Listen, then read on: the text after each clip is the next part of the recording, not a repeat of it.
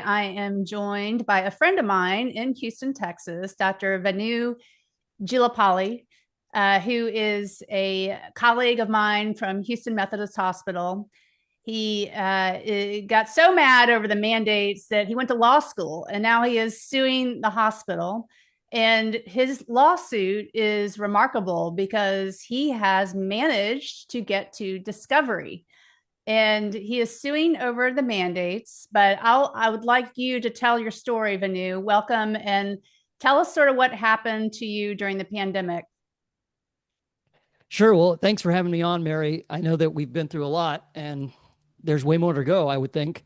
Um, what happened during the pandemic? Well, first off, I decided to go to law school before all of this happened. Oh, So it wasn't that I went to law school for this, but of course, what I learned in law school has certainly helped me through this process.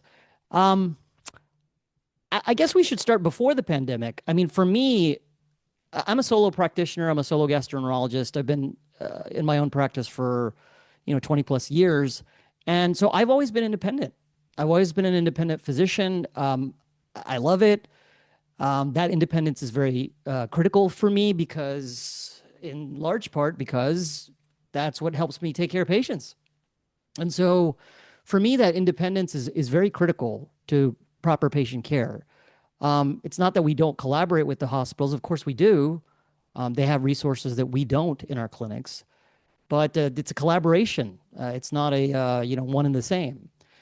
So the trend that I was seeing over the course of a decade or so was that independence was breaking down, and I would say the pandemic really made it go on steroids.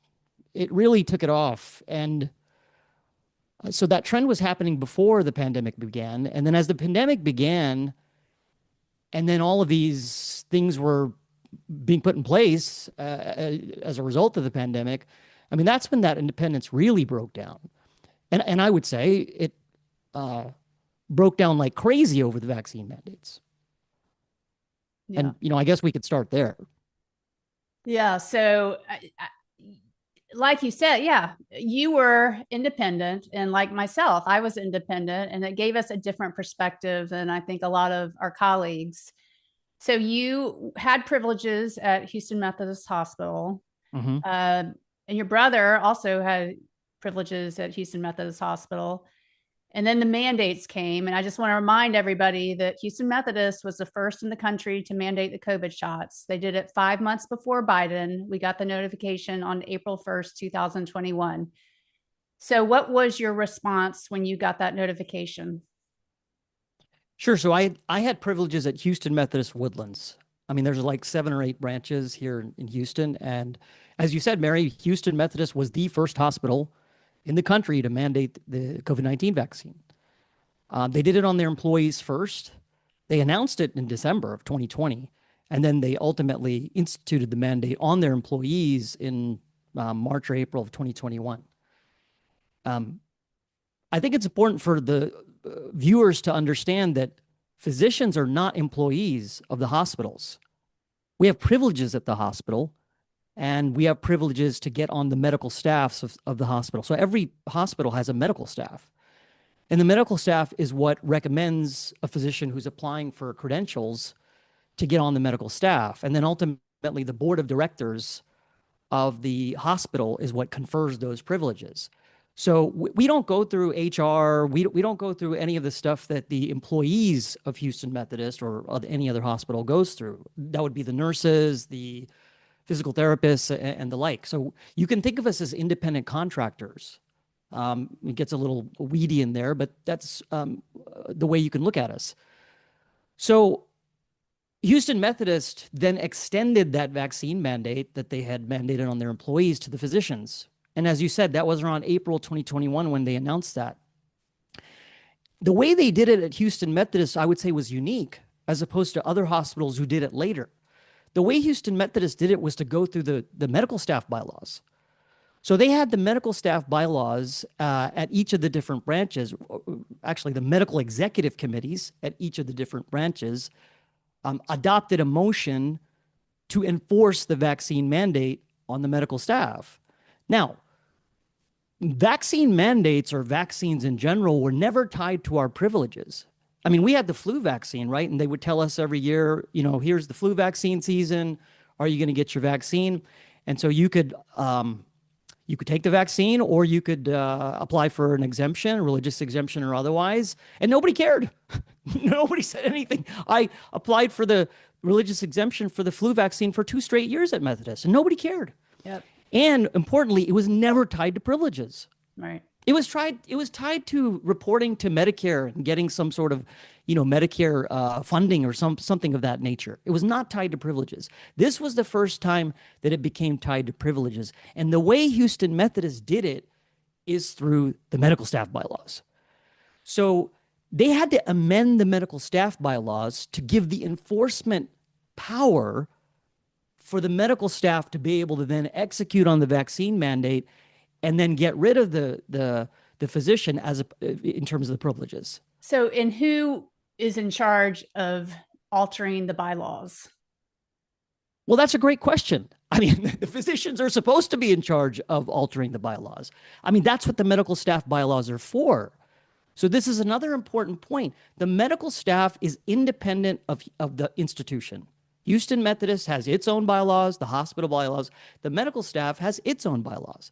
The medical staff is in charge of formulating the medical staff bylaws, amending the medical staff bylaws, and there's a whole process by which you do that. There's notice that you have to give. Any amendments have to be on written ballots. And so the medical staff is what does all that through medical staff meetings. You got to have a quorum. Now, I mean, who's writing the medical staff bylaws? Who's amending the medical staff bylaws is a great question. Is it actually the medical staff? Is it the lawyers of Houston Methodist that are doing it? I mean, that's something that we'll find out in discovery. We should, at least. But in this case, the medical staff bylaws amendments were proposed to amend the medical staff bylaws to give the medical executive committee the authority to get rid of physicians who weren't, in their minds, complying with the vaccine mandate. And so I don't recall getting any kind of notice of the bylaws, although, I was so removed from the hospital. I don't remember getting any kind of notice that the bylaws were changed. How did that happen? Did you get a notice? Well, no, I don't think anybody got the official notice. The official notice, it depends on the hospital, but the official notice is supposed to be, 15 days before the vote on the amendment. What I remember is that we got a notice the day before the vote. Literally, like the day before the vote is what I remember that we got. At Houston Methodist Woodlands, there was a staff meeting that night before the vote. And in that staff meeting, they just kind of casually introduced these amendments and said, hey, we're just looking to align all the hospitals together. And so we're proposing these amendments. It was done by not necessarily by even the medical staff, although the chief of the medical staff was there. This was all virtual because it was still COVID time. This was May 2021. But it was done by, an officer in the medical staff services of Houston Methodist, the Woodlands. And so I looked at those amendments, and I mean, those amendments had like a God clause where it said, if you don't do X, Y, and Z, including but not limited to A, B, and C, you would get your privileges terminated, suspended, and ultimately terminated. So, I mean, that amendments, as I saw it, was giving the medical staff the authority, I mean, to get rid of you for just about any reason. Mm-hmm. And so that was proposed that night.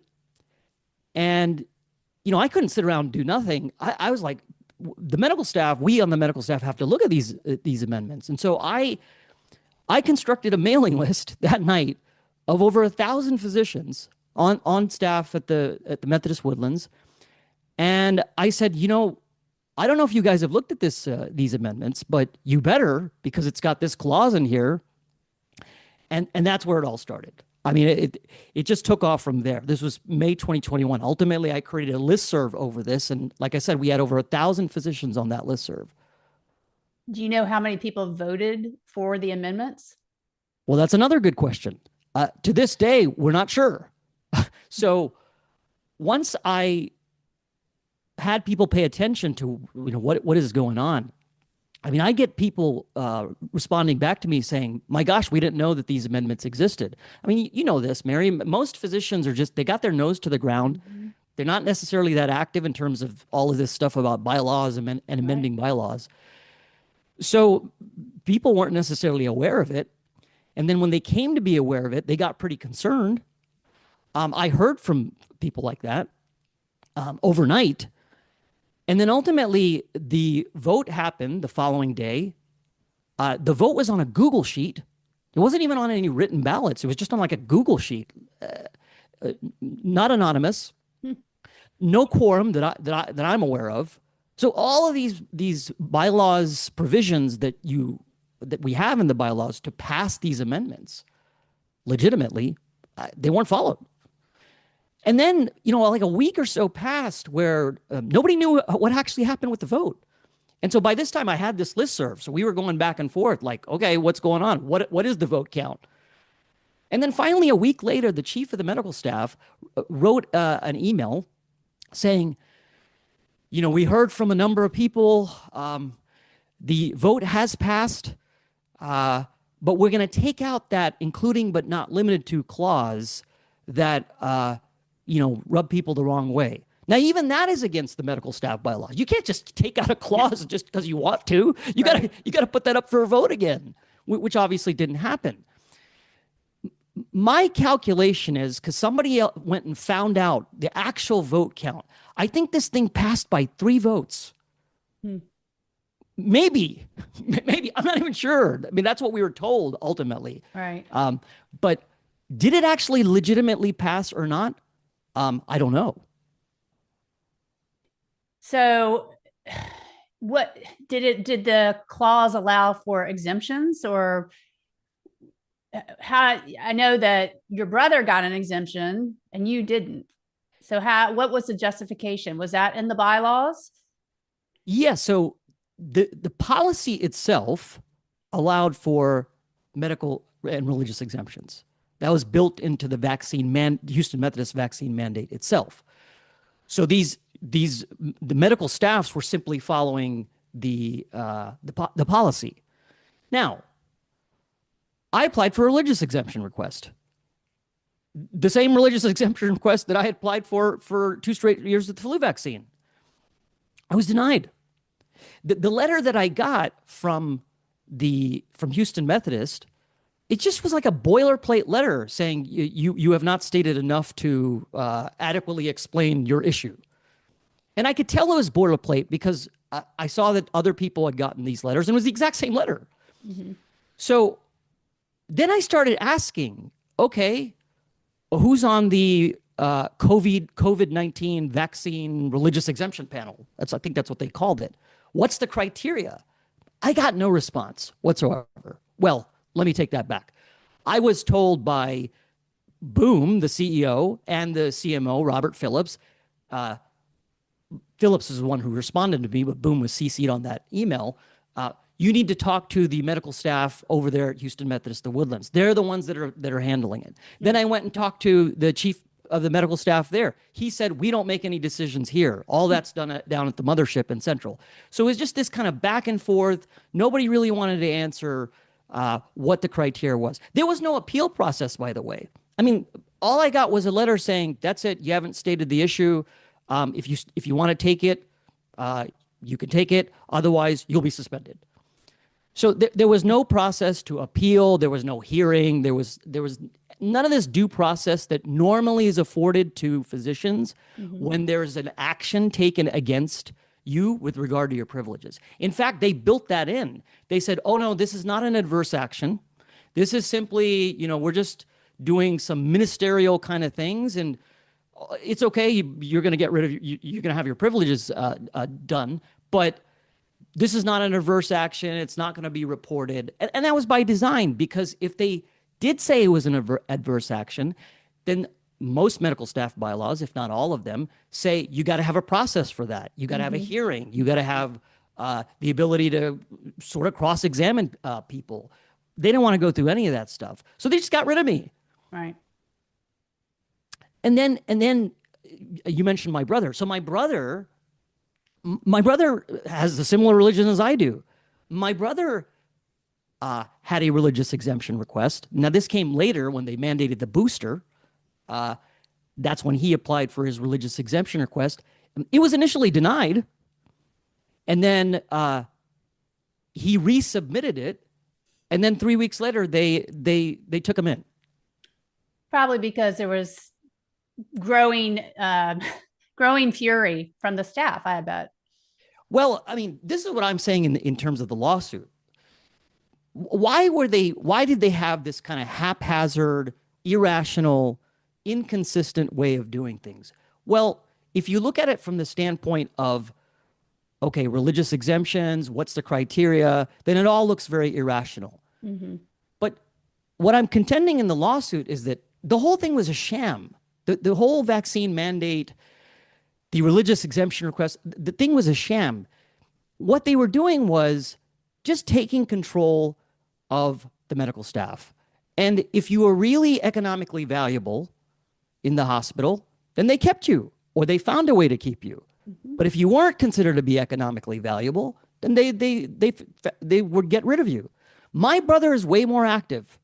My brother's an interventional cardiologist, takes call in the ER, active at Houston Methodist Woodlands. My brother was valuable enough for them to keep. Mm-hmm. I wasn't. So they got rid of me and they kept him. And so that process of, hey, are you part of are you valuable in some way? Is there a way we can keep you? And if so, how can we kind of coach and finagle this setup to where we will be able to keep you? Exactly. I have said all along, I mean, they went after me because I was expendable. If I had been chief of cardiothoracic surgery, there is no way they would have gone after me the way they did. But I was economically meaningless to them. And so they used me to set an example. And like you said, I mean, you and your brother, same religion, but one of you is more economically valuable than the other. And I'll add here the reason this is so important. I mean, yes, I got my privileges suspended and ultimately terminated, but it's not just about what happened to me. It's about the bigger picture of what this all means, and that's what I think is very critical to understand. When medical staffs are not independent, when you don't know if the person on the medical staff is acting in your best interest when you're in the hospital versus the interest of the hospital itself, you're in trouble. You're in trouble when you're admitted to the hospital. Medical staffs are independent and supposed to be independent for a very critical reason, especially in Texas, where we have a very strong, or supposed to have a very strong, corporate practice of medicine doctrine, which basically says, listen, all of the decisions that the doctor makes and the medical staff makes as a collection of doctors should be independent of the corporation, because you don't want that to influence your decision making when you're taking care of a patient.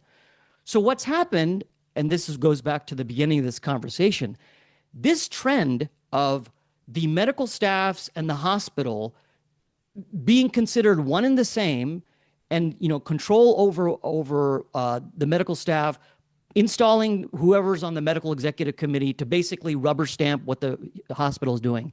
This is bad stuff for the public at large. And the lawsuit that I've filed against Houston Methodist and other defendants, really the crux of it comes down to that. That's what I want the public to understand. Well, the other point that you have made is this mandate, and this is a loophole that I found. When I signed my attestation, I signed it with the intention of getting the COVID shot. And I did go to the pharmacy, or I went to a grocery store. Mm-hmm. I stood in line and I intended to get the shot, but the line was really long. I got impatient and I left. And then I decided I am not going back. So all you had to do was say that you intended to get the shot. They never asked for proof.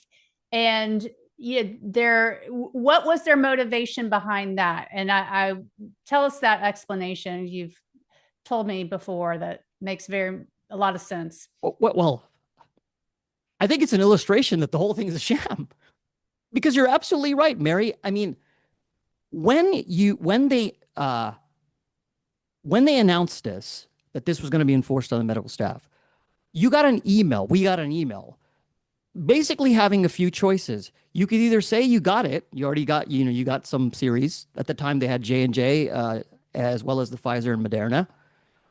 Or you could say, I'm filing for medical and religious exemption. Or you could say, I am intending to take the vaccine. Now, they never followed up. They never followed up on any of these intentions. They didn't ask for verification. They didn't come back later on. So what that meant was you could be an unvaccinated physician walking around in the hospital and they could still say they were 100% compliant, which makes no sense. If the entire intent of the policy was to stop transmission, which is the exact, I mean, that's actually what's in the policy statement, to stop transmission and infection. Well, then how are you going to do that if you have this loophole? And they were trying to get their outpatient surgery services up and running, from what I understand, because that's right. That is the golden nugget of revenue in a hospital is outpatient surgery services. And by, supposedly mandating everybody on staff to get the shot, they were a safe place to get surgery. Am I right? Yes, because at the time, the outpatient surgical services, all those elective surgeries had been cut off. And so again, it's an economic thing. Follow the money. And so they were trying to figure out, well, how are we going to generate business again? And so that's how they could say, well, yeah, we're 100% compliant. Yet you had this loophole where, if the intent of your policy is you're trying to stop transmission, then how can you have this? Did they ever share their data about, how effective their strategy was by mandating the shot on everybody on staff? Did they prevent transmission? Did they share that data? Well, I think in hindsight, we know the answer to that question. Forget about hindsight. They knew because one thing that we all have to remember is, I mean, at the early on stage, they were vaccinating more people than anyone else in town. Mm-hmm. And they had all that data, especially with their employees, because a lot of their employees may have been getting it straight through Houston Methodist itself, because they were also not only having people attest, but they were also giving it. So they had all this data. They had the data of were they actually preventing transmission or not. I asked for that data on the listserv, I and a few other people. Like, okay, if you're saying the whole point of this is to stop transmission, well, okay, so is we doing that? Is Houston Methodist doing that? Nothing, not a word, because the data doesn't exist. I mean, if they knew that they were stopping transmission, they would have been plastering that on every billboard in town. Did you see any billboards in town telling us that they were stopping transmission?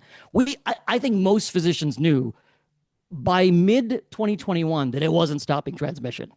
Right. Which defeats the whole point of a mandate. Wait, did you have any brave souls on the listserv speaking up? Or, I mean, what was the reaction on the listserv of all these doctors? Well, I'll tell you, if you go back to 2021, and you know this, Mary, there were a minority of physicians who were speaking up on the listserv. Myself, my brother included, and a few others. There were a certain group of physicians who were very vocal against us and supportive of the mandate. And really, the first thing I said on the listserv was the purpose of this listserv was to have free and open exchange of all matters relevant to the medical staff. So I didn't care if you were for the mandate, against the mandate, for the vaccine, against the vaccine. I wanted all of us in a virtual lounge to have discussion. The same way we'd have discussions all the time in the regular lounges, right? Which, by the way, I think by design, there was an effort to not have those conversations, because that exchange is where, we learn about stuff. And so all that was actually suppressed. But we were having that on this listserv. I think we were the only ones in the country that had this collection of physicians on the ground having a discussion about something that's in our wheelhouse. Like, is this a good idea? Is this not a good idea? So you had a few physicians speaking against vaccine mandate and against vaccines in general, COVID vaccine. Then you had a few physicians completely on the opposite side. The vast majority of physicians Silence. Mm-hmm. Didn't say a word. Right. Right. And that, to me, like one of the most disappointing things to this day for me is the abject silence of most physicians who internally knew and maybe even sided with us in terms of the mandate and certainly by the booster. I mean, I would say, I don't know if you agree with me, but by the time of the booster and by the time Houston Methodist mandated the booster, that was in February, March 2022, the majority of physicians were against the booster mandate. In fact, Right. they weren't even taking it themselves, right? Right. And yet, silence. And that's the thing. If the physicians collectively had spoken their minds, had actually expressed externally, this wasn't even in public. This was, a listserv. It wasn't even going out to the public space on YouTube or something. But if they expressed what they were thinking in their own minds and hearts, none of this, I don't think any of this would have happened. But the physicians were silent. And many of them are silent to this day. Oh, yeah. What about administrators? Were they allowed on the listserv? Well, I mean, I was told that people high up in the administration knew about the listserv. I was told that in no uncertain terms. So they had access. I mean, this was a mailing list of physicians because that's what I had access to. But it's not that they didn't know that these discussions were going on. They absolutely knew that these discussions were going on. And I mean, there was some chicanery that was going on even from the administration. I mean, I have very strong reason to believe that at some point early on the listserv, they actually blocked it for physicians who had HoustonMethodist.org domains, basically physicians who were part of their physician organization. Mm-hmm. They would have on their emails HoustonMethodist.org. That was their email. For about 2 or 3 weeks or so, I don't think they were getting the emails from the listserv because I was told, I was like, hey, I'm not getting the emails. And it was a little bit of a surprise to me. And then I come to find out, oh, maybe they're blocking it. And then I expressed that on listserv, and then it got going again. Of course. So I mean, there was, I believe, censorship that was happening on the listserv itself from administration. Wow. You think everybody in administration actually got the COVID shots? Well, I don't know the answer to that question, but I have my suspicions.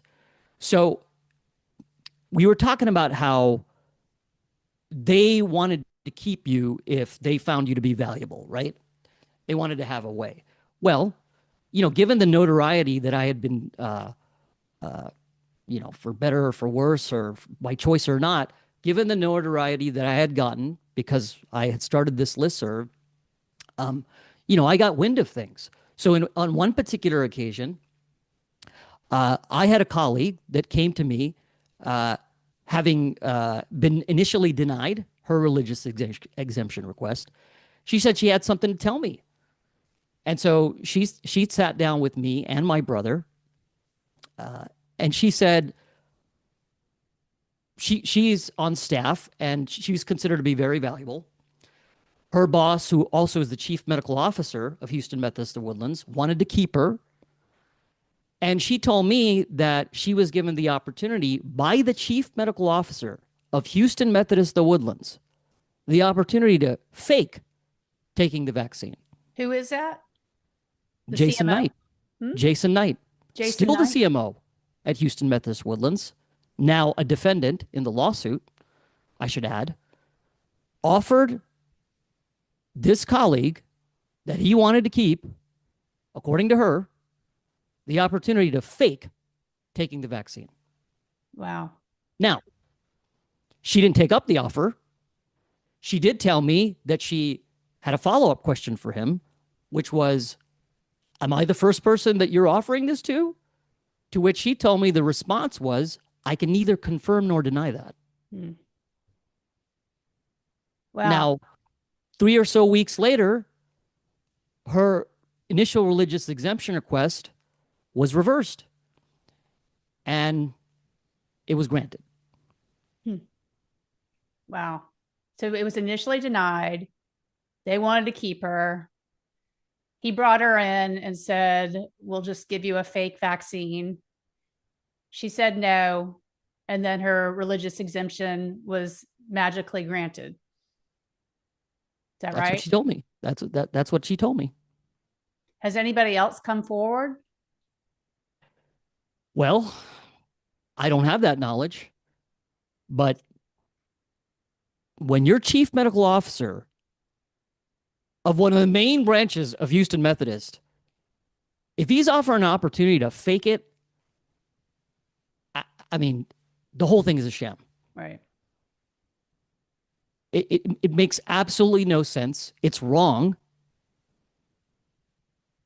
to give people these kinds of opportunities. And I mean, is he giving that opportunity to everybody? Obviously not. So many people lost their jobs over this. Did they get that opportunity? I don't think so. Yeah. How many doctors lost their privileges? Hard to say. I mean, those are numbers that I'd like to know. How many doctors actually lost their privileges? How many doctors were compelled or felt under duress that they needed to do this in order to keep their privileges? That's a figure that remains to be totally understood. How many doctors filed a religious exemption request? How many doctors had their religious exemption request denied? How many doctors had them granted? What was the activity of the doctors? Were they busy? Were they not busy? The chief medical officer, Jason Knight, had expressed that those who filed religious exemption requests that were considered valuable, that he was coaching, that he was finding a way to coach them through their religious exemption requests. I didn't get any coaching. He didn't coach me. So how was he selecting who he was going to coach and who he wasn't going to coach? What was the criteria to see if you got to be coached or not? Was it how many cases you did there or how active you were? That's a total, you know this, Mary. I mean, they're not supposed to ask you, how many cases are you doing? How many patients are you seeing? That is a third rail. And there's a good reason for that, because when they ask you questions like that, that starts to skirt into that edge of, are you influencing my decision-making about what I'm going to do, who I'm going to see, how I'm going to see them? Those are medical decisions. And so these administrative types, they're not supposed to be asking you or having you fulfill any kind of quotas.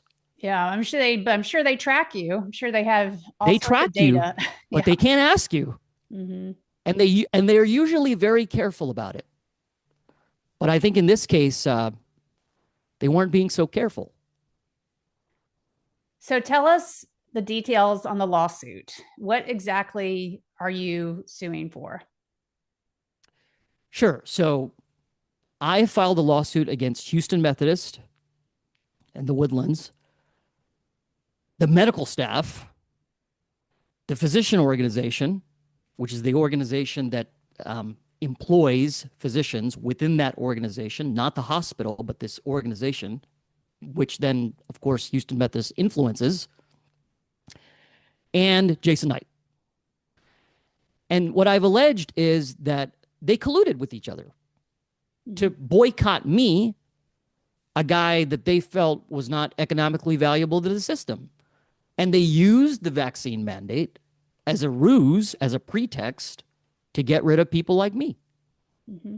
And they worked around it with fake vaccine offers and other things, coaching, massaging, religious exemption requests to keep those folks that they wanted to keep.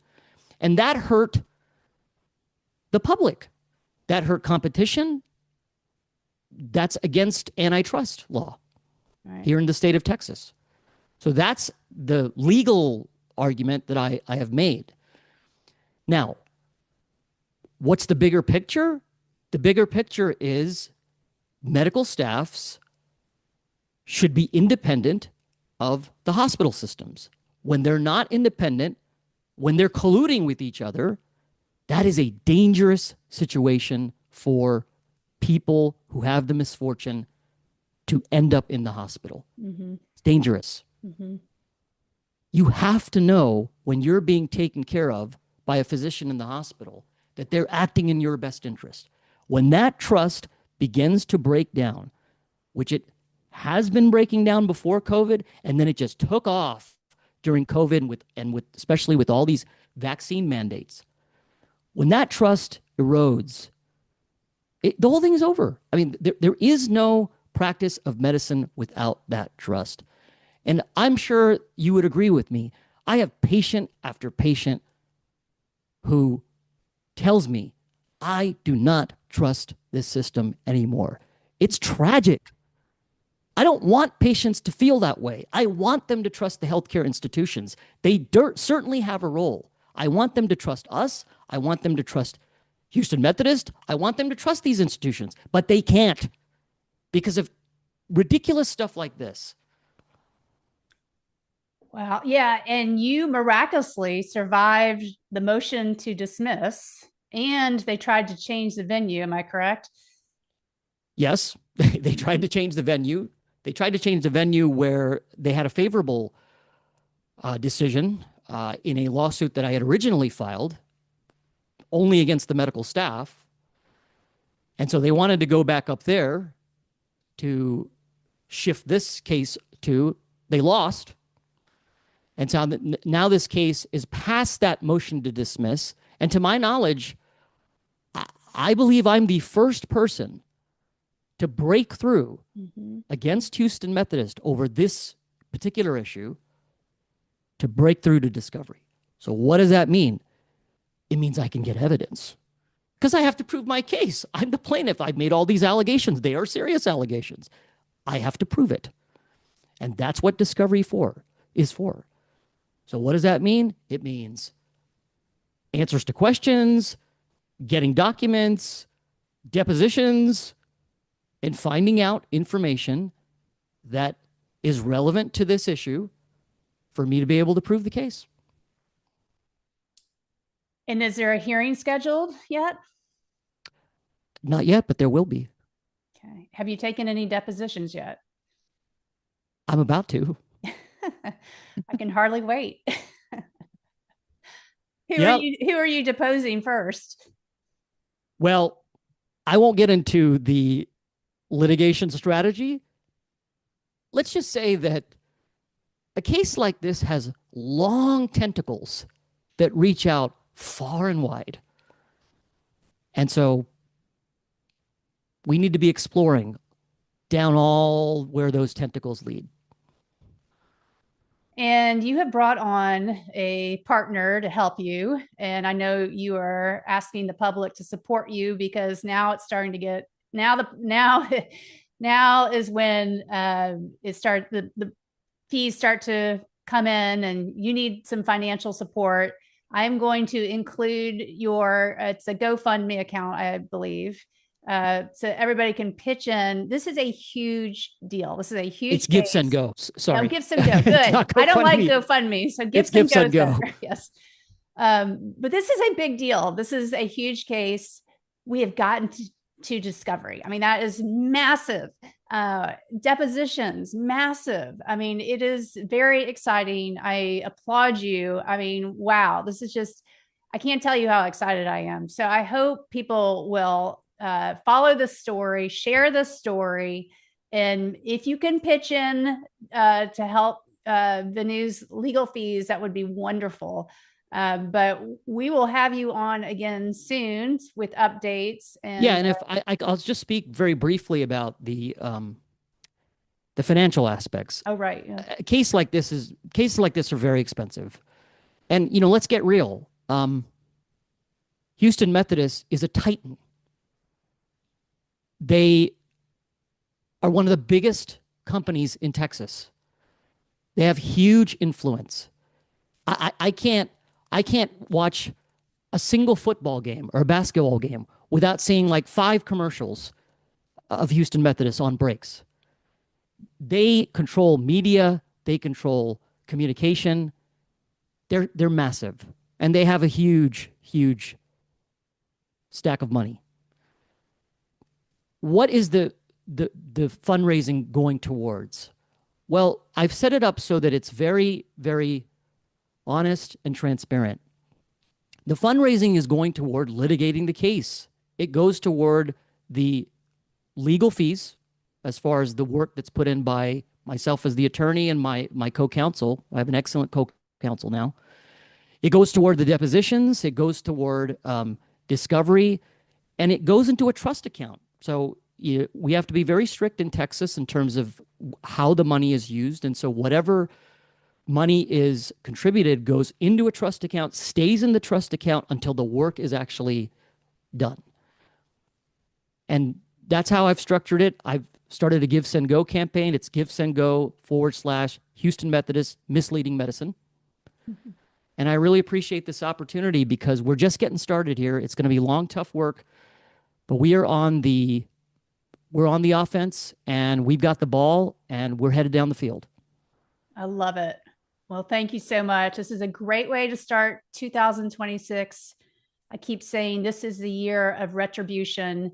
And Venu, you are leading the charge in Houston. So I'm very excited. Thank you so much for coming. And we will have you on again soon. Well, thank you, Mary. You're leading the charge too. And I'm just, you're opening up the holes, and